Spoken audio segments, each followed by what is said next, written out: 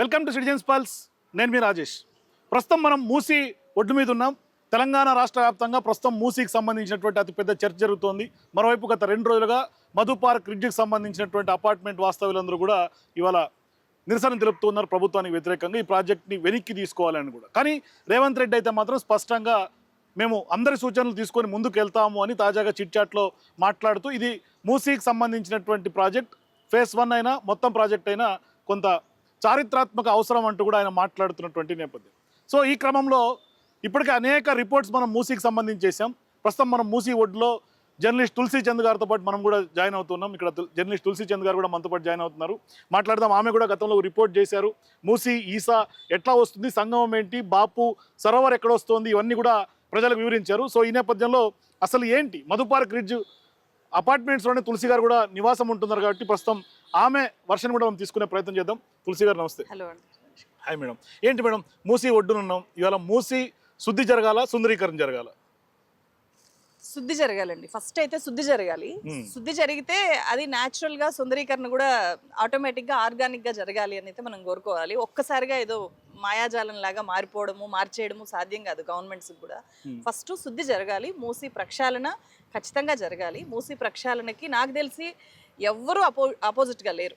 ఎవరు మూసీ శుద్ధి జరగకూడదని అయితే ఎవరు కోరుకోవట్లేదు. గవర్నమెంట్ పదే పదే చెప్తోంది, కానీ అడ్డుకుంటున్నారు నెపం ముందు పెడుతున్నారు. అవును గవర్నమెంట్ చెప్తోంది, కానీ మరి గవర్నమెంట్ ఈ పర్టికులర్ వ్యక్తి మూసీ శుద్ధి చేయకూడదని కోరుకుంటున్నారు అని వాళ్ళని ఎక్స్పోజ్ చేసి చూపిస్తే బెటర్ యాక్చువల్ గా. ఎందుకంటే ఎవరు శుద్ధి చేయకూడదని కోరుకోవట్లే, సుందరీకరణ చేయకూడదని కూడా కోరుకోవట్లే. నిజానికి ఏం చేయకూడదని కోరుకుంటున్నారంటే మీరు డెస్ట్రాయ్ చేయకండి, డెమాలిష్ చేయకండి, ఇక్కడ డిస్ప్లేస్ చేయకండి, జనాన్ని అన్యాయంగా లాగి పడేయకండి, మీరు చేస్తున్న కార్యక్రమంలో భాగంగానే మాత్రం కోరుకుంటున్నారు. కానీ ఏంటి మేడం ఇవాళ మూసీ గురించి అది పెద్ద చర్చ జరుగుతుంది. నిజంగా ఒకవైపు ఏమో రియల్ ఎస్టేట్ ప్రాజెక్ట్ అంటున్నారు, మరోవైపు ఏమో ఖచ్చితంగా ఇక్కడ ప్రజలే నివసించలేనటువంటి పరిస్థితుల్లో ఉన్నారు, ఇక్కడ దుర్గంధం అని అంటుంది. దుర్గంధం వాస్తవమే, కానీ ఇవాళ ఇక్కడ ఉన్నటువంటి ప్రజల్ని దూరం జరిపి మరీ చేయాల్సినటువంటి అవసరం ఉందా? అంటే ఇక్కడ నేను ఈ మా మధు పార్క్ రిడ్జ్ అపార్ట్మెంట్ని ఎగ్జాంపుల్గా తీసుకొని చెప్తాను. ఇక్కడ ఇంత దగ్గరలో ఉంది. ఇక్కడ క్లీన్ వాటర్ కనుక ఫ్లో అయితే ఖచ్చితంగా ఇక్కడ నుంచి వచ్చే బ్యాడ్ స్మెల్ రాదు. ఇక్కడ చాలా మురికి నీళ్ళంతా మూసీలో కలిపేస్తారు అండ్ ఇండస్ట్రియల్ వాటర్ కలుపుతారు. చాలా పెద్ద పెద్ద అపార్ట్మెంట్స్ అన్నీ కూడా కలిపేస్తారు అనమాట, వేస్ట్ వాటర్. అందువల్ల చాలా భయంకరమైన స్మెల్ వస్తుంది. మధు పార్క్ రిడ్జ్ అపార్ట్మెంట్ కూడా చాలా వాసన భరిస్తోంది. చాలా పెద్ద బాధిత అపార్ట్మెంట్ మూసి ఇలా మురికిగా ఉండడం వల్ల. దీన్ని శుద్ధి చేయాలి అని చెప్పి మేము కోరుకుంటున్నాము. ఇలా ఉండడం వల్ల దోమల సమస్య విపరీతంగా ఉంది మధు పార్క్ రిడ్జ్లో, అండ్ స్మెల్ చాలా ఎక్కువగా ఉంది. కానీ గవర్నమెంట్ చెప్తున్నట్లు వరదలు వచ్చి మునిగిపోయే కండిషన్ ఈ రోజు కాదు, ఎప్పుడూ లేదు. మీరు ఆ వాల్ చూడొచ్చు ఎంత ఎత్తుగా ఉంటుందో. వాల్ చాలా హైట్ ఉంటుందండి. వాల్ చాలా ఎత్తుగా ఉంటుంది. ఈ రోడ్డు మీద కూడా రావు వాటర్. మీకు ఇంత దగ్గరగా ఉన్నట్టు అనిపిస్తుంది కదా, కానీ ఇప్పుడు చాలా తక్కువ ఫ్లో ఉంది. మురుగు ఫ్లో. ఎప్పుడైతే గండిపేట గేట్లు ఎత్తుతారో అప్పుడు కొద్ది రోజులు, ఒక 20 days 25 days మాత్రము కొంచెం ఎక్కువ వాటర్ వస్తాయి. ఎంత ఎక్కువ వాటర్ వచ్చినా కనీసం ఇక్కడి దాకా కూడా రావండి, ఇక్కడి దాకా కూడా రావు. ఆ మొత్తం ఆ బ్రిడ్జ్ దాకా వస్తాయి అంతే, అంత ఫ్లో ఉంటుంది. కానీ ఇక్కడి దాకా కూడా రావు. ఈ రోడ్డు దాకా వచ్చి అపార్ట్మెంట్ ఇక్కడి దాకా తాకిన చరిత్ర లేదు ఇప్పటిదాకా, ఎంత పెద్ద వరద వచ్చినా. కానీ ఇప్పుడు మీరేమో ఇక్కడ ఉన్నారు కాబట్టి మీకు తెలుసు వాస్తవాలు ఏంటంటే. కానీ వాళ్ళ తెలంగాణ ప్రజానికంతా మూసీ వరద ముంచెత్తేస్తుంది, మూసీలో ఉన్నటువంటి వాటర్ హైదరాబాద్ ముంచెత్తుంది, ఇవన్నీ ప్రజల్ని మభ్యపెట్టే ప్రయత్నం ఏమైనా చేస్తున్నారు? అవును, అదే అది చేయాల్సిన పని కాకుండా అవసరం లేని పని. జనానికి ఏది ప్రయారిటీనో గవర్నమెంట్ చేయాలి. ఇది జనం వైపు నుంచి కొన్ని ప్రయారిటీస్ ఉంటాయి. మాకు రైతు భరోసా ఇవ్వాలి అని చెప్పి, లేకపోతే ఫీజు రియంబర్స్మెంట్ ఇవ్వాలని చెప్పి, అన్ఎంప్లాయీస్కి వాళ్ళు జాబ్ నోటిఫికేషన్ భర్తీ చేయాలని, ఇవి జనం ప్రయారిటీస్. గవర్నమెంట్ ఇచ్చిన హామీలు ఎలక్షన్కి ముందు కాంగ్రెస్ మేనిఫెస్టోలో పెట్టినవి. గవర్నమెంట్ జనం ప్రయారిటీస్ వదిలేసి తన సొంత ఎజెండాని, తన సొంత ప్రయోజనాల్ని, సొంత ప్రయారిటీస్ని పెట్టుకోవడం వల్ల వచ్చిన సమస్య ఇది. మన కాంగ్రెస్ మేనిఫెస్టోలో ఎక్కడా కూడా మూసీ సుందరీకరణ, మూసీ రిజర్వనేషన్ అనేది పెద్దగా హైలైట్ చేసి ప్రచారం చేయలే వాళ్ళు. వాళ్ళు ఇచ్చిన హామీలకు సంబంధించి చేసినంత దాంతో పోల్చితే. సో సుందరీకరణకో ప్రక్షాళనకో ఎవరు వ్యతిరేకం కాదు. కానీ మీరు అన్నట్టుగా ఇవాళ మేనిఫెస్టోలో 6 గ్యారెంటీలు ఇచ్చారు. 6 గ్యారెంటీలు అమలు చేసే పరిస్థితి రాష్ట్రానికి ఖజానా పరిస్థితి లేదు. ఇవాళ అవి అమలు కావట్లేదు. ఒకవైపు రైతులు కూడా డిమాండ్ చేస్తున్నారు. కానీ అవన్నీ ప్రయారిటీస్ పక్కన పెట్టి ఇవాళ కేవలం మూసీనే మేము చేసేస్తాం అని అంత హరిబరిగా చేయాల్సినటువంటి అవసరం ఏమొచ్చింది? ఎందుకంటే డిపిఆర్ ఇప్పటిదాకా క్లారిటీ లేదు. డిపిఆర్ని ప్రజల ముందు పెట్టే పరిస్థితి లేదు. డిపిఆర్ ఇప్పటిదాకా సిద్ధంగా కూడా లేదు. ఎందుకు అంత ప్రభుత్వం భూసేకరణ చేసి అంత మొండి పట్టుదల ఏం కనిపిస్తుంది? అంటే దీంట్లో గవర్నమెంట్ రిజర్వేషన్ ని మించి రెవెన్యూ చూస్తుందేమో అనేది క్లియర్గా అర్థమవుతుందండి. చూస్తే ఒకవైపు అప్పు దగ్గరికి పోతే అప్పు కోసం వెళ్తే చెప్పులు ఎత్తుకోబోయే వాళ్ళలాగా చూస్తున్నారు అని చెప్పి కూడా ముఖ్యమంత్రే చెప్తున్నారు. అసలు డబ్బులు లేదు, అప్పులు కుప్పగా చేసి గత గవర్నమెంట్ మాకు అప్పచెప్పింది అనేలాగా చెప్తున్నారు. అట్లాంటప్పుడు ఇంత పెద్ద ప్రాజెక్టు 1,50,000 కోట్ల ప్రాజెక్టు టేకప్ చేసింది అంటే దీన్ని ఒక రెవెన్యూ మోడల్గా మలచాలి, దీన్ని చూపించి బిజినెస్ చేయాలి అని అనుకుంటోంది. అండ్ దానికి ఆధారం ఏంటంటే రీసెంట్గా డిపిఆర్ రిలీజ్ చేస్తాము అని చెప్పి ప్రచారం చేసి పవర్ పాయింట్ ప్రజెంటేషన్ చేశారు. దాంట్లో ఎక్కడా కూడా ఎంపీఆర్ వాళ్ళనో లేకపోతే మూసీ బాధితులనో స్టేక్ హోల్డర్స్ని ఎక్కడా కూడా ఇన్వైట్ చేయలేదు. ఎవరిని పిలిచారు అంటే బిజినెస్ పీపుల్ని పిలిచారు, పొలిటీషియన్స్ని పిలిచారు, వాళ్ళకి అనుగుణంగా ఉండే మీడియాని పిలిచారు. నాకు తెలిసి ఆ ఉన్న పవర్ పాయింట్ కాంగ్రెస్ పార్టీ నాయకులు ఎక్కువ శాతం కనిపించారు నాకు. అవును. సో దాంట్లో క్లియర్ కట్గా ఏమన్నా ఎస్టాబ్లిష్ చేశారా అంటే ఏమీ లేదు. దాంట్లో డిపిఆర్ గురించి కూడా ఏం లేదు. దాంట్లో చెప్పింది ఏంటంటే ఒక 150 కోట్లు ఇచ్చి డిపిఆర్ తయారు చేయడానికి వేరే ఒక ఏజెన్సీకి ఇచ్చాము అని చెప్పి, అది ఇంకా అంటే వేరే ఒక ఫారిన్ ఏజెన్సీస్కి ఇక్కడుండే ప్రజల సమస్యలు ఎట్లా తెలుస్తాయి, ఇక్కడుండే నష్టం ఎట్లా తెలుస్తుంది, ఇక్కడ ఏం కావాలో ఎలా తెలుస్తుంది, దానికి ఒక డిపిఆర్ తయారు చేయడానికే ఇంత పెద్ద బడ్జెట్ కేటాయించి ఫారిన్ కంపెనీకి ఇవ్వాల్సిన అవసరం ఉందా నిజంగా? జనంతో కూర్చొని మాట్లాడాలి కదా గవర్నమెంట్, మాట్లాడాలి. మనకు ఐఏఎస్ ఆఫీసర్స్ ఉన్నారు, వాళ్ళ పని అదే కదా. సో గవర్నమెంట్లో చాలా మంది ఉంటారు. సో గవర్నమెంట్లో ఉండేవాళ్ళు, సిస్టంలో ఉండేవాళ్ళు కాకుండా బయట ఏజెన్సీస్కి ఇచ్చి చేయించాల్సిన అవసరం నిజంగా ఉందా? నేను ఇప్పటికీ పర్యావరణవేత్తలు వాళ్ళతో మాట్లాడాను, డి సుబ్బారావు గారు కానీ లేదంటే చాలా సీనియర్ మోస్ట్ ఎన్విరాన్మెంటలిస్టులతో మాట్లాడాను. వాళ్ళు చెప్పేది ఏంటంటే ప్రజలకి కనెక్టివిటీ ఉండాలి రివర్ తోటి, ఆ కనెక్టివిటీని ప్రభుత్వం తెంచేస్తోంది. ఎందుకు ప్రజలకి రివర్ కి కనెక్టివిటీ డిస్కనెక్ట్ చేసే పరిస్థితి ప్రభుత్వం ఎందుకు ముందుకెళ్తుంది? అవునండి, అందుకే ఎప్పుడూ కూడా రివర్ అండ్ ద పీపుల్ అనేలాగా డెవలప్మెంట్ ఉండాలి, కానీ రివర్ వర్సెస్ పీపుల్ లాగా ఉండకూడదు అని చెప్పి ఎప్పటి నుంచో ఒక నినాదం ఉంది. సో రివర్ అండ్ పీపుల్ ఉన్నప్పుడే ప్రజల సహకారం ఉంటుంది, ప్రజలకు అది ఉపయోగపడుతుంది. సో ఎప్పుడైనా సరే మానవ నాగరికత నదుల చుట్టూ ఉంటుంది. అట్లనే ఎక్కడ నది ఉన్నా అక్కడ ప్లేస్ ఉంటుంది. కాబట్టి అక్కడ వచ్చి నదికి దగ్గరగా ఉండే వాళ్ళు, ఉండడానికి ఇష్టపడే వాళ్ళు చాలా మంది ఉంటారు. వాళ్ళనందరినీ మీరు ఏదో శత్రువుల్లాగా చూసేసి నెట్టేయడం అనేది కరెక్ట్ కాదు అని చెప్పి మనకు హిస్టరీలో, అంటే ఇదే మూసీ ప్రక్షాళన హిస్టరీ తీసుకున్నా కూడా మనకు నందనవనం ప్రాజెక్టు చంద్రబాబు నాయుడు హయాంలో ఫస్ట్ టేకప్ చేశారు. ఆ ఒక్క నందనవనం ప్రాజెక్టులోనే అప్పుడు బాధితులైన వాళ్ళు ఇప్పటికీ ఉన్నారండి. ఆ నందనవనం ప్రాజెక్టు 98-99లో టేకప్ చేశారు. అప్పుడు కూడా బిజినెస్ మోడల్ లాగా చంద్రబాబు నాయుడు దాన్ని టేకప్ చేశాడు.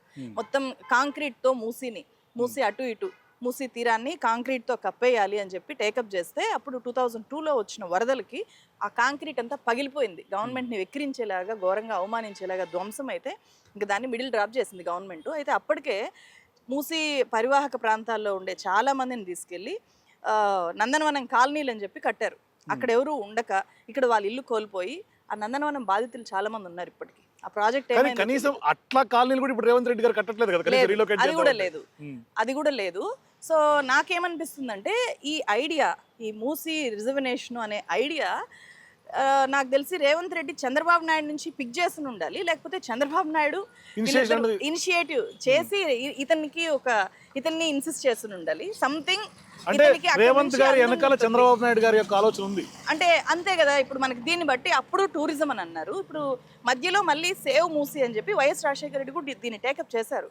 కానీ ఆయన ఎందుకో కానీ కొన్ని ఎస్టీపీని మాత్రం ఒకదాన్ని ఓపెన్ చేసి, ఆ ఏసియాలో పెద్ద ఎస్టీపీ, దాన్ని అంబర్పేటలోనో ఎక్కడో అనుకుంటా, అది కరెక్ట్ చేయాలి. సో అది ఆ పెద్ద ఎస్టీపీని మాత్రమే ఓపెన్ చేసి ఆ తర్వాత దాన్ని డ్రాప్ చేశారు. సో ఎస్టీపీల ద్వారా ఫస్ట్ మూసీ శుద్ధి జరగాలి అని చెప్పి అప్పుడున్న వైఎస్ రాజశేఖర రెడ్డి గవర్నమెంట్ కానీ తర్వాత వచ్చిన కేసీఆర్ గవర్నమెంట్ కూడా 31 ఎస్టీపీలు కట్టింది, 4,000 కోట్లు ఖర్చు పెట్టింది దీని గురించి. సో ఫస్ట్ శుద్ధి చేయాలి, మురుగు వాటర్ మూసీలోకి రాకుండా అడ్డుకోవాలి అని చెప్పి కొన్ని ప్రయత్నాలు జరిగాయి. మీరు ఇప్పుడు కేసీఆర్ గారు పేరు తీశారు, కేసీఆర్ గారు 31 ఎస్టీపీలు కట్టారు ఆయన 10 ఏళ్ల ప్రభుత్వం హయాంలో. కానీ ఇదే రేవంత్ రెడ్డి గారు మొన్నటికి మొన్న అసెంబ్లీలో 10,000 ఇల్లు కూల్చాలని గతంలో ఎప్పుడో మాట్లాడిన బీఆర్ఎస్ పార్టీ నాయకులు వినిపించి ఇప్పుడు వాళ్ళు చెప్పారు కాబట్టి మేము ఖచ్చితంగా కూల్స్తాము అనే ఒక నెరేషన్లోకి తీసుకెళ్తున్న ప్రజలను రేవంత్ రెడ్డి గారు. యాక్చువల్గా అంటే ఇది ఒకటి, ఈ గవర్నమెంట్ రావడం కంటే ముందే కేసీఆర్ ఒక్క ఇల్లు కూడా మూసి ప్రక్షాళనలో భాగంగా కూల్చకూడదు అని చెప్పి స్ట్రాంగ్గా ఒక డెసిషన్ తీసుకున్నారు. ఆ డెసిషన్ వెనుక రీజన్ ఏంటంటే నందనవనం కాలనీ. నందనవనం ప్రాజెక్టులో చంద్రబాబు నాయుడు వ్యవహార శైలి వల్ల చాలామంది జీవితాలు ఆగమైపోవడాన్ని చూసి నాకు తెలిసి మూసి ప్రక్షాళన జరగాలి, కానీ ఎవరి ఇండ్లు డెమాలిష్ చేయకుండా, ఎవరిని డిస్ప్లేస్ చేయకుండా, ఎవరిని డిస్టర్బ్ చేయకుండా చేయాలి అని ఒక క్లియర్ కట్ డెసిషన్ తీసుకున్నారంట. సో ఖచ్చితంగా లీడర్స్కి ఆ హ్యుమానిటీ ఉండాలండి, ఆ హ్యూమన్ యాంగిల్ ఖచ్చితంగా ఉండాలి. ఇప్పుడు ఇల్లు కూల్ చేయడము అనేది ఏదో బొమ్మలాట్లాగా అయిపోయింది. అది ఆశ్చర్యం అనిపిస్తుంది. మనం యోగి ఆదిత్యనాథ్ గవర్నమెంట్ని బుల్డోజర్ సీఎం అని పిలిచేవాళ్ళము. ఇప్పుడు వెలుగుమట్ల చూస్తే ఇంతకు మించిన బుల్డోజర్ సీఎం ఎవరు ఉండరు అనిపిస్తుంది. చాలా ఆశ్చర్యం అనిపిస్తుంది. భారతదేశంలో వెలుగుమట్ల లాంటి ఇన్సిడెంట్ ఎక్కడ జరగల, ఇంతవరకు జరగల, ప్రపంచంలో జరిగిందో లేదో తెలియదు. అంత పెద్ద ఇన్సిడెంట్ అంటే అది ఎట్లా సాధ్యమైంది అని తలుచుకుంటేనే వాళ్ళ కండిషన్ చాలా ఆశ్చర్యం. ఇప్పటికీ రోడ్ల మీదనే ఉన్నారు. 411 మందికి పట్టాలు ఇచ్చి చేతులు దులిపేసుకున్నారు, అయిపోయింది అనుకుంటున్నారు. కానీ వాళ్ళు మోస్ట్ ప్యాథటిక్ కండిషన్ లో వెలుగుమట్ల బాధితులు ఉన్నారు. ఎవరు పట్టించుకునే వాళ్ళు కూడా లేరు. ఈవెన్ మీడియా కూడా ఎక్కడా వాళ్ళని, మెయిన్ స్ట్రీమ్ మీడియాగా మనం చెప్పే మీడియా ఎంత ఘోరమైన పక్షపాత వైఖరిని వెలుగుమట్ల బాధితుల పట్ల చూపించిందో తలుచుకుంటే అనిపిస్తుంది. ఇంత దారుణంగా మీడియా గవర్నమెంట్ వైపు ఉంది అంటే ఎంత అవసరం ఉంది. నాలాంటి ఇండిపెండెంట్ జర్నలిస్టులు, ఇండిపెండెంట్ మీడియా హౌసెస్ స్ట్రాంగ్ గా పీపుల్ వైపు నిలబడాల్సిన అవసరము, ఇట్లా జరిగే దుర్మార్గాలు అనిపిస్తుంది. అంతే కదా, మనకు మామూలుగా ఒక చిన్న యాక్సిడెంట్ జరిగితే జనాల జీవితం ఎంత విధ్వంసమైందో మనం మీడియాలో, న్యూస్ పేపర్స్లో పెద్ద పెద్ద ఫొటోస్ వేసి ఆ విజువల్స్ని, వాళ్ళ కేస్ స్టడీస్ని చూపిస్తాము. కానీ ఈరోజు వెలుగుమట్లకు సంబంధించి కొంతమంది ఇండిపెండెంట్ జర్నలిస్టులు వెళ్ళి చేసిన రిపోర్ట్స్, లేకపోతే ప్రతిపక్షాలు చేసిన రిపోర్ట్స్, ప్రతిపక్షాలకు అనుబంధంగా ఉండే మీడియా ఆర్గనైజేషన్స్ చేసిన రిపోర్ట్స్ తప్పితే మెయిన్ స్ట్రీమ్ మీడియా ఏం చేసింది? నేషనల్ మీడియాకి ఇది ఒక షాకింగ్ అండి. నేను చేసిన ఒక కంప్లీట్ స్టోరీ, భూదాన్ బోర్డు ఏంటి, భూదాన్ బోర్డు ఎందుకు రద్దయింది, ఆ భూముల వ్యవహారం, అదంతా ఒక రిపోర్ట్ చేస్తే దాన్ని కొంతమంది నేషనల్ మీడియా జర్నలిస్టులు చూసి ఇంత జరిగిందా తెలంగాణలో, ఎందుకు మెయిన్ స్ట్రీమ్ మీడియా కవర్ చేయట్లేదు అని చెప్పి ఆశ్చర్యపోయే సందర్భం ఉంది. సో ఈ స్థాయిలో మీడియాని కంట్రోల్ చేయడం అనేది మంచిది కాదు. అండ్ మీడియా ఈ స్థాయిలో గవర్నమెంట్కి ఒత్తాసు పలకడం అనేది, మీడియా తన క్రెడిబిలిటీని తానే కాంప్రమైజ్ చేసుకుంటుంది. అది మీడియాకి చాలా నష్టం చేస్తుంది. కానీ ఇవాళ మీరు మీడియా గురించి మాట్లాడుతున్నారు, మీరు ఇండిపెండెంట్ జర్నలిస్ట్గా ఉన్నారు, నేను ఇండిపెండెంట్ జర్నలిస్ట్గా ఉన్నాను. కానీ ఇక్కడ వాస్తవం ఏంటంటే ఇవాళ ఎవరికి వ్యతిరేకంగా మాట్లాడితే అవతల వాడితో అంటగట్టి వాళ్ళ ట్రోల్స్కి గురవట్లేదు. ఇప్పుడు ఫర్ ఎగ్జాంపుల్ మీరే ఉన్నారు, పొద్దున్నేస్తే మీకు ట్రోలింగ్ గురవుతూనే ఉంటారు ఏదో సందర్భంగా. మీరు మీ అపార్ట్మెంట్ పైకి వెళ్ళి మీరు రిపోర్ట్ చేస్తే దాన్ని ఎవరికి కావాల్సినట్టుగా వాళ్ళు కట్ చేసుకొని వాడుకున్నటువంటి సందర్భాలు లేవా? అవును, ఏం చెప్పాలి దానికి? కాంగ్రెస్ పార్టీ హ్యాండిల్స్ లో వేస్తదేమో, బట్ బీఆర్ఎస్ వాళ్ళు కూడా నన్ను ఎక్కువగానే ట్రోల్ చేశారు. ఇప్పుడు కాంగ్రెస్ వాళ్ళు చేస్తారు. అది ఇప్పుడు ఇంకా నా విషయంలో ట్రోల్స్ అనేవి నాకు నార్మలైజ్ అయిపోయాయి, అలవాటు పడిపోయాయి. ఇప్పుడు అంతకు మించి ఎవరు ఏం చేయగలుగుతారు? ఏం చేయలేరు. ఏమన్నా ఉంటే కావాల్సిన క్రాస్ చెక్ చేసుకోవాలని నా ఛానల్కి వెళ్ళి క్రాస్ చెక్ చేసుకోవాలి అంతే.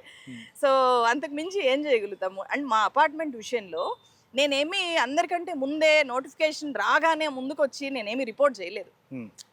దానికి కూడా క్వశ్చన్ చేశారు, ఎందుకు తులసి గారు ఇవాళ వీడియో చేయట్లేదని డిమాండ్ కూడా వచ్చింది. ఎందుకంటే ఇప్పుడు ఒక ఇష్యూ, నేను అది ప్రజల కోసం నడుపుతున్నా అండ్ జెన్యూన్ జర్నలిస్ట్ రిపోర్ట్స్ చేసే ఛానల్ అది. నా అపార్ట్మెంట్ కూలేసరికి అందరికంటే ముందుకొచ్చి వేరే వాళ్ళ విషయంలో నేను ఒక ఇష్యూ అయిన తర్వాత ముందుకు వస్తే బాగుండదు. అది కాదు నేను చేయాల్సింది జర్నలిస్ట్గా. అందుకని ఇక్కడ ఉండే వాళ్ళకి అవేర్నెస్ రావాలి, వాళ్ళు తెలుసుకోవాలి. వాళ్ళంతటి వాళ్ళు ముందుకు వచ్చి వాళ్ళు ఆందోళన చేస్తే అప్పుడు అదొక ప్రజా సమస్య అవుతుంది. ప్రజలు ఫస్ట్ మాట్లాడాలి. తెలంగాణలో మరో ప్రజా ఉద్యమం వచ్చే అవకాశం ఉంటుందా మూసీ బేస్ తోటి? ఆల్రెడీ వచ్చింది కదండి, ఇంకా భారీ స్థాయిలో. మెయిన్ స్ట్రీమ్ మీడియా దీన్ని విస్తృతంగా కవర్ చేయనంత మాత్రాన మూమెంట్ లేదని అనుకోవడానికి లేదు. వచ్చింది. దీన్ని గవర్నమెంట్ రియలైజ్ అయ్యే రోజు వస్తుందా లేదా అని అడగాలి మీరు. ఆ రోజు కూడా వస్తుంది. కానీ ఇప్పటికే రేవంత్ రెడ్డి గారు ఒక రకంగా ఒక అడుగు వెనక్కి వేసినట్టుగానే కనిపిస్తోంది. ఎందుకంటే ఏడీబీ నుంచి క్లారిటీ లేదు, వాళ్ళు నిధులకు సంబంధించి కూడా ఏం క్లారిటీ ఇవ్వట్లేదు. మరోవైపు శంకుస్థాపన కూడా ఉగాది రోజే అనుకుంటే బహుశా అనుకున్నారు, కానీ దాని మీద కూడా క్లారిటీ లేదు. కానీ ఎందుకో రేవంత్ రెడ్డి గారు ఎందుకు ఇటువంటి మిస్టేక్స్ చేస్తున్నారు? నిజంగానే రియలైజ్ అయింటే దాన్ని ఆహ్వానిద్దామండి. పూర్తి స్థాయిలో రియలైజ్ అని నేను అనుకోవట్లేదు. ఎందుకంటే చారిత్రాత్మక మోసం అవసరం అంటున్నాడు, బుల్డోజ్ చేస్తున్నాడు. అదే రియలైజ్ అవ్వాలని అయితే కోరుకోవాలి. ఆ రియలైజేషన్ వస్తే మంచిదే. మూసీ ప్రక్షాళనని ఎవరు వ్యతిరేకించట్లేదు కాబట్టి దాన్ని ఆర్గానిక్గా చేయమని నేను రిక్వెస్ట్ చేస్తున్నా. మీరు ఆర్గానిక్గా చేయండి. మీరు దీన్ని బిజినెస్ మోడల్ లాగా కాదు. మీరు ఫస్ట్ మూసి ఆల్రెడీ కట్టున్న ఎస్టీపీలని ఇంకా ఎక్కువ ఎస్టీపీలు ఇప్పుడు చాలా ఎస్టీపీలు తీసుకురావడానికి కూడా గవర్నమెంట్ ప్లాన్ చేస్తుంది కదా. అండ్ అవన్నీ చేయాలి. అండ్ మూసి రివరు మూసి మూలాల్లో దామగుండం ఫారెస్టు అనంతగిరి అడవుల్లో మూసి పుడుతుంది కదా. అక్కడ ఆ మూలాల్లో మీరు ఆల్రెడీ నేవల్ రాడార్ ప్రాజెక్ట్ ఇచ్చేశారు. అక్కడ ఒక పెద్ద టౌన్షిప్ వస్తుంది. దాని మీద నేను పెద్ద ధర్నా కూడా చేశాను. అప్పుడు మీడియా పెద్దగా పట్టించుకోలేదు దాన్ని. రేవంత్ రెడ్డి అప్పుడు ఆ తర్వాత శంకుస్థాపన చేసి ఇచ్చేశారు. మరి అప్పుడు ఎందుకు గుర్తు రాలేదు? దాని వ్యర్థాలు కలుస్తాయా లేదా అనేది మనం చెప్పలేము. ఆ ప్లాన్ ఎట్లా ఉందో నాకు కూడా తెలియదు. కాకపోతే మూసి పుట్టే చోటు మూసి పుట్టే మూలాల్ని ఒక రకంగా ధ్వంసం చేసేసినట్టు ఆ ఫారెస్ట్ ని. అంటే ఆ ఫారెస్ట్ లేకపోతే అక్కడ నుంచి ఆ ఊట అంతా రాదు కదా. సో దాన్ని అక్కడ ధ్వంసం చేసి తర్వాత ఇప్పుడు ఇక్కడ మూసి కాపాడుతాను అనేది ఇదంతా కూడా ఆర్టిఫిషియల్ థింగ్. అక్కడ న్యాచురల్ ఫ్లో దగ్గరే మీరు అక్కడ మీరంటారు బిజినెస్ మాడ్యూల్ కాకుండా రేవంత్ రెడ్డి గారు శుద్ధి చేయాలని. ఆయన రియల్ ఎస్టేట్ చేసి తప్పేంది అంటున్నాడు కదా. రియల్ ఎస్టేట్ చేస్తే తప్పేముంది అంటున్నాడు. దానికి ఏం చెప్తాం మనము?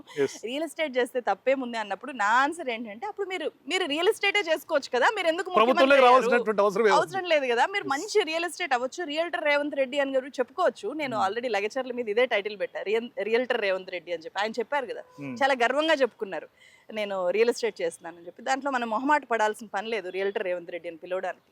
సో రియల్ ఎస్టేట్ చేసుకోవాలి అంటే రియల్ ఎస్టేటే చేసుకోవాలి. ముఖ్యమంత్రిని చేసింది రియల్ ఎస్టేట్ వ్యాపారం చేయడానికి అయితే కాదు కదా. అది దృష్టిలో పెట్టుకోవాలి ఖచ్చితంగా. గవర్నమెంట్ అంటే అది పెద్దవాళ్ళకి, చిన్న వాళ్ళకి, ఏమీ లేని వాళ్ళకి, నోరు లేని వాళ్ళకి అందరినీ సమానంగా చూడడానికే మనకు సమాన ఓటు హక్కు ఉంది. ఆ ఓటుకి సమాన విలువ ఉంది.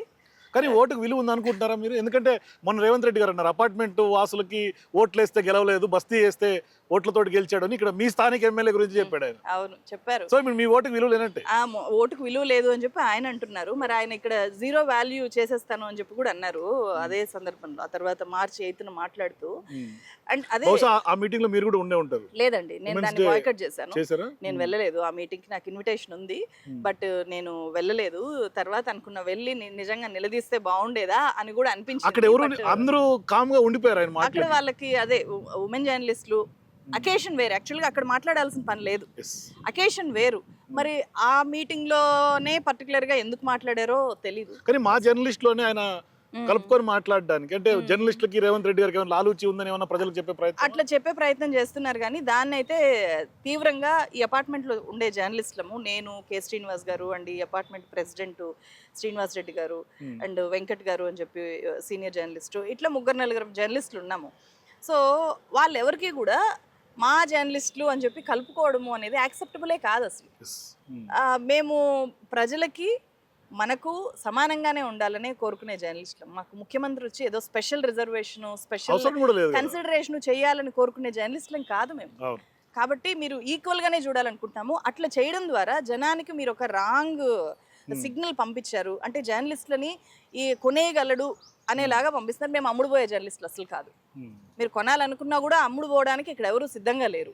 మీరు మాకు స్పెషల్గా ఏదో చేస్తాము ప్రత్యేకంగా అంటే కూడా అది తీసుకోవడానికి మేము సిద్ధంగా లేము. సో అందరికి ఏమిస్తే అదే కాంపెన్సేషన్, అందరికీ ఏమిస్తే అదే కాదు. ఇక్కడ మా అపార్ట్మెంట్కి ఏం చేస్తారో దాన్ని బట్టి మూసీ ప్రాజెక్ట్ బాధితులు అందరి ఫ్యూచర్ కూడా డిపెండ్ అయి ఉంటుంది కదా. వాళ్ళందరికీ ఒకటే న్యాయం చేయాలి అనేది నేను కోరుకుంటున్నాను. సో ఒకటే న్యాయం అంటే ఇప్పుడు మధు పార్క్ కి 7 ఎకరాలు అంటే 7 ఎకరాలు ఇస్తాను, లేదంటే అదే అంటున్నా. మధు పార్క్ కు మాత్రమే మీరు 7 ఎకరాలు ఇచ్చి ఇక్కడ ఒక పేదోడి భూమి మాత్రం లాగేసుకొని బుల్డోజ్ చేసి కూల్చేస్తాను అంటే అది డబుల్ బెడ్రూమ్ పంపిస్తా అంటున్నాడు. అది కూడా యాక్సెప్టబుల్ కాదు కదా. ఇప్పుడు ఇక్కడ ఉండే వాళ్ళకి వాయిస్ ఉండొచ్చు, నాలాంటి వాళ్ళకి మీడియా ఉండొచ్చు, వాయిస్ ఉండొచ్చు. అయినంత మాత్రాన నువ్వు నన్ను స్పెషల్ గా ఎట్లా చూస్తావు, సామాన్యుని మామూలుగా ఎట్లా చూస్తావు, ఎట్లా కొట్టిపడేస్తావు వాయిస్ లేనోని. ఇది గవర్నమెంట్ చేయకూడదు. ఇది ఇప్పుడు మామూలు వ్యక్తులు ఎవరైనా సరే మన మీద అభిమానం కొద్దీ ఏదైనా చేస్తాననొచ్చు. కానీ గవర్నమెంట్ లీడరు నువ్వు పాలకుడుగా ఉండి అట్లా చేస్తానని చెప్పడమే కరెక్ట్ కాదు. ఆ సెన్స్ లేదా అనిపించింది నాకు. అది వింటే నాకు నిజంగా డైజెస్ట్ అవ్వలేదు. జర్నలిస్ట్ మిత్రులు కాబట్టి అక్కడ ఉన్నారు కాబట్టి వాళ్ళకి మేము ఏదో ఉదారంగా ఇస్తాము అని చెప్పి. నీకు నిజమైన జర్నలిస్టులు ఎవరు? ముఖ్యమంత్రి నిజంగా ఇవాళ రేవంత్ రెడ్డి గారికి చిత్తశుద్ధి ఉంటే జర్నలిస్టులకు అక్రిడేషన్ లేవు ఇవాళ ఇప్పటిదాకా, ఆయన ఎక్కినప్పటి నుంచి ఇప్పటిదాకా. ఫర్ యువర్ కైండ్ ఇన్ఫర్మేషన్, నాకు కూడా అక్రిడేషన్ ఇవ్వలేదు. మరి సో ఇవాళ అక్రిడేషన్ ఇవ్వకుండానే సపరేట్ రాయితీలు గవర్నమెంట్ ఇస్తారు. దృష్టిలో డిజిటల్ మీడియా వాళ్ళని జర్నలిస్టులు గానీ Consider చేయట్లేదు. గత గవర్నమెంట్ అసలు గుర్తించలేదు. ఈ గవర్నమెంట్ కూడా గుర్తించే అయినా పరిస్థితులు లేదు. గుర్తిస్తుందేమో అని అనుకున్నాము. అవును. ఈ గవర్నమెంట్ కూడా చాలా టర్మ్స్ అండ్ కండిషన్స్ పెట్టిందంట ఇండిపెండెంట్ జర్నలిస్ట్ గా అక్రిడేషన్ ఇవ్వడానికి. సో అక్రిడేషన్ లేదు, జర్నలిస్ట్ గా జనం గుర్తిస్తారు, గవర్నమెంట్లు గుర్తించాల్సిన పని లేదు నిజానికి. సో సో అందుకని ఫైనల్ గా ఈ మూసీని ఏం చేస్తే బాగుంటుంది, ప్రజల అభిప్రాయం నిజంగా రేవంత్ రెడ్డి తీసుకోవాల్సినటువంటి అవసరం ఉందా లేదా, ఎందుకు ఆయన బుల్డోజ్ చేస్తున్నారు అంటే? అదే అంటే బుల్డోజ్ చేస్తే ఖచ్చితంగా గవర్నమెంట్ ని బుల్డోజ్ చేసే రోజులైతే వస్తాయి. మూసి ప్రక్షాళన చేయాలి, ఖచ్చితంగా చేయాలి. కానీ చేసే పద్ధతిని మార్చుకోవాలి, చేసే విధానాన్ని మార్చుకోవాలి అని అయితే స్ట్రాంగ్గా చెప్తాను. కానీ రేవంత్ రెడ్డి గారి వ్యవహారంలో మొదటి నుంచి చూస్తే అటు మనకి ఫార్మా ఇండస్ట్రీ, అటు ఆయన కొడంగల్ నియోజకవర్గంలో జరిగినటువంటి లగచర్ల నుంచి మొదలు పెడితే మూసి దాకా అన్ని కూడా వెనుకడుగు వేసే పరిస్థితులే కనిపిస్తున్నాయి. ఆయన దుందుడుకు చర్యలు అంటారా, లేకుంటే డెసిషన్స్ లో ఫాల్టా, ఎక్కడ మిస్టేక్ జరుగుతుంది, వేర్ వెంట్ రాంగ్ అంటే ఏం చెప్తారు? అదే అంటే కొంచెము ఎక్స్పీరియన్స్ లేకపోవడం ఒకటి, రెండు నాకు అన్నీ తెలుసు అనే మైండ్ సెట్ వెళ్ళిపోతున్నారేమో, లేకపోతే నేనేం చేసినా కరెక్టే అనే ధోరణిలో ఉండుండొచ్చేమో. నేను ఏదో డెవలప్మెంటే చేస్తున్నా కదా అంటే ప్రజలే నా మైండ్ని అర్థం చేసుకోవాలి, అంతేగాని నేను అటువైపు అర్థం చేసుకోను అనే ఒక నియంతృత్వ ధోరణిలోకి వెళ్ళిపోతున్నారేమో. అందువల్లనే వరుసగా ఇలాంటివి వస్తున్నాయి. ఈవెన్ హెచ్సియు మీద కూడా నేనే అందరికంటే ముందు ఒక పెద్ద రిపోర్ట్ చేశాను. హెచ్సియులో నిజంగా ప్రకృతి విధ్వంసానికి జరిగింది కదా, లాగేనండి ఇది కూడా. సేమ్ హెచ్సియు వెలుగుమట్ల రెండు కలిస్తే మధుపార్క్ రిడ్జ్ అపార్ట్మెంట్ అండి. హెచ్సియు వెలుగుమట్ల ఈ రెండిటికి మధుపార్క్ రిడ్జ్ కి పోలికలు ఉన్నాయి దగ్గరగా. హెచ్సియులో లాగే ఇక్కడ కూడా వేలాది నెమళ్ళు ఉన్నాయండి. గ్రీనరీ కూడా చాలా అద్భుతంగా మొత్తం మీరు ఎర్లీ మార్నింగ్ వస్తే ఇక్కడంతా నెమళ్ళని చూడొచ్చు. ఇక్కడ మొత్తం నెమళ్ళు, కుందేళ్ళు ఇవన్నీ ఉంటాయి అన్నమాట. ఇక్కడ పార్కు ఈ మూడు వైపులా ఫారెస్ట్ ఉంటుంది, ఇటువైపు మాత్రమే రోడ్డు ఉంటుంది. కాబట్టి చాలా నెమళ్ళు, చాలా రేర్ బర్డ్స్ ఇక్కడ ఉంటాయి. సో అండ్ వెలుగుమట్ల లాగా అక్కడ కలెక్టరేట్ వచ్చి వెలుగుమట్లలో ఆ ల్యాండ్కి, అబూదాన్ ల్యాండ్కి ఎట్లయితే ఒక్కసారిగా వాల్యూ పెరిగిందో సేమ్ ఈ అపార్ట్మెంట్కి కింద ఉండే 6.3 acres ల్యాండ్ కూడా ఈ ప్రాజెక్ట్ వల్ల ఖచ్చితంగా వాల్యూ పెరుగుతుంది. ఇంత వాల్యుబుల్ ల్యాండ్ జనం దగ్గర ఉండడం ఏంటి, ఉంటే నా దగ్గర నా వాళ్ళ దగ్గర ఉండాలి కానీ అని అనుకోవడం వల్ల ఈ మా అపార్ట్మెంట్కి నోటీసులు వచ్చాయి, ఇది బఫర్ జోన్లో ఉందని చెప్పి నిందలేస్తున్నారు, ఇది తీసేసుకోవాలని చూస్తున్నారు. సో మీరు ఎక్కడికి పంపించినా ఈ అట్మాస్ఫియర్ని, ఈ లైవ్లీహుడ్ని క్రియేట్ చేయలేరు. కానీ ఇవాళ మిమ్మల్ని జరపకుండా ఇక్కడి నుంచి రేవంత్ రెడ్డికి మూసి సాధ్యమా? సాధ్యమే, ఆయనే చెప్పారు సాధ్యమని, నేను చెప్పడం కాదు. ఇదే March 8న జర్నలిస్టుల మీటింగ్లో మాట్లాడుతూ మీరు ఒప్పుకుంటే మేము జర్నలిస్టులకి అక్కడ మంచిగా ఒక 7 ఎకరాల ల్యాండ్ ఇచ్చి అక్కడ దీని రిప్లికానే అక్కడ కట్టిస్తాను, ఎక్స్ట్రాగా మీ అకౌంట్లో డబ్బులు వేస్తాను, మీరే కట్టుకోండి అని చెప్పినప్పుడు మీకు అది యాక్సెప్టబుల్ కాకపోతే, ఒప్పుకోకపోతే ఏముంది, మేము అక్కడ బఫర్ జోన్ మార్కింగ్ చేస్తాము, మీ అపార్ట్మెంట్ వాల్యూ 0 అయిపోతుందని చెప్పి ఒక థ్రెటన్ చేశారు, బ్లాక్మెయిల్ చేశారు. సో అప్పుడు దాని ఇన్నర్ వాయిస్ ఏం చెప్తుందంటే ఈ అపార్ట్మెంట్ని కదిలించకుండా కూడా ఈ మూసి కట్టుకోవడం గవర్నమెంట్ ఏం చేయాలనుకుంటుందో అది చేసుకోవడం సాధ్యం అవుతుంది అని చెప్పి ఇండైరెక్ట్గా ఆయన చెప్పారు. కాకపోతే ప్రతీకారంలో భాగంగా కక్షపూరితంగా మీకు బఫర్ జోన్ అని చెప్పి మార్క్ చేస్తామని చెప్పారు. సో మీరు మార్క్ చేయకుండా మీరు ఏదైతే సాధ్యం అనుకుంటున్నారో అది కట్టుకోవచ్చు కదా, అప్పుడు మేము ఇక్కడే ఉంటాము, మీ పని మీరు చేసుకోవచ్చు కదా, మేము కూడా అప్పుడు భాగస్వాములు అవుతాం. కానీ ప్రజలు వద్దంటే విరమించుకుంటాను కూడా అన్నాడు కదా, కానీ ప్రజలు వద్దంటున్నారు కదా నిజంగానే, మరి ఎందుకు విరమించుకోవట్లేదు అని కూడా ప్రశ్న రాదా? అదే దాన్ని చెప్పట్లేదు, దాన్ని మిస్లీడ్ చేసే విధంగా మీరు ప్రక్షాళనను వద్దంటున్నారు అనేలాగా ఒక ప్రాపగాండా తీసుకొని వస్తున్నారు. చూద్దామండి ఏం చేస్తారు. థ్యాంక్ యూ తులసి గారు. సో ఇది తులసి చందు గారితో ఎక్స్క్లూజివ్ ఇంటర్వ్యూ మూసి ఒడ్డు నుంచి. చూద్దాం మరి ప్రభుత్వం రేవంత్ రెడ్డి గారు ఏం చేస్తారో, మరి ఆయన ప్రజల్ని కాదని బేఖాతరు చేసి ఇదే టైప్గానే బుల్డోజ్ చేస్తారా, లేదంటే వెనక్కి తగ్గుతారా చూద్దాం, కాలమే నిర్ణయించాలి. మీరు కూడా ఖచ్చితంగా మూసీకి సంబంధించి నిజంగా శుద్ధి ఏ విధంగా జరగాలి, డిపిఆర్ లేకుండా ఇవాళ మధుపార్క్ రిడ్జ్ని కానీ లేదంటే మూసీ పరివాహక ప్రజల్ని కానీ రీలొకేట్ చేసే అవకాశం అవసరం ఎంతవరకు ఉంటుంది, ఉండాలా, అవసరమా కాదా, నిజంగా రేవంత్ చెప్పినట్టుగా మూసీ చారిత్రాత్మక అవసరం ఉందా, రిజర్వేషన్? మీ అభిప్రాయాలు కింద కామెంట్స్లో చెప్పండి. For more videos please watch citizens pulse.